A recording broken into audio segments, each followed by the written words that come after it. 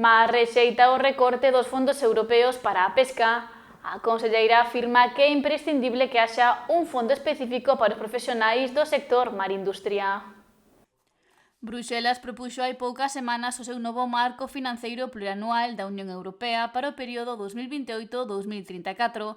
En ese documento recóllese un recorte de ata o 67% para os fondos adicados ao sector pesqueiro.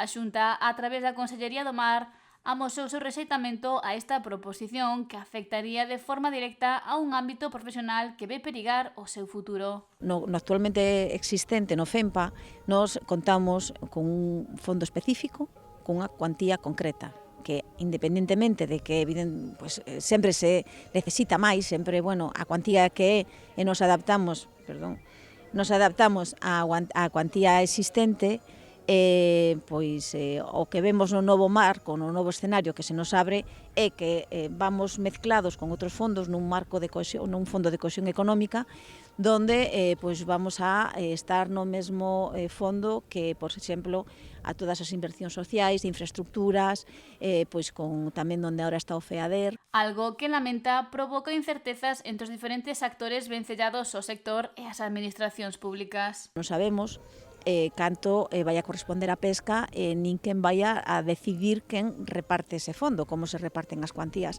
Co cal a reclamación de Galicia é que consideramos imprescindible e irrenunciable que teñamos un fondo específico para a pesca e para a acuicultura e que este dotado cunha cuantía suficiente. Xa non só iso.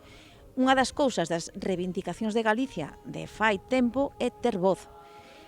Nos temos claro como é o noso sector pesqueiro, nos coñecemos e somos altamente dependentes da pesca, somos unha comunidade pesqueira costeira. Polo que sostén que a Xunta coñece o que precisan os armadores e a cadea para poder manter a actividade e a presenza en Galicia. Queremos ter voz na planificación, queremos ter voz no reparto deses fondos.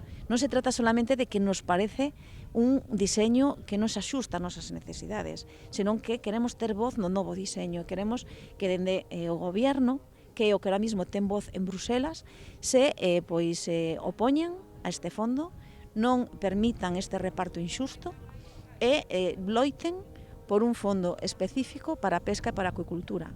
Villaverde sinalou que o Comisario Europeo de Pesca e Océanos, Costas Cádiz, debe tomar nota das particularidades do sector para non deixar no aire o seu futuro. Estas dos cuestións, a cuestión de ter un voz das rexións altamente dependentes da pesca, como é Galicia, e a cuestión de ter un fondo específico para a pesca e a acuicultura, foron dúas das cuestións principais que se lle trasladou ao Comisario a semana anterior ao anuncio por parte da Comisión deste novo marco financiero plurianual co que non estamos de acordo.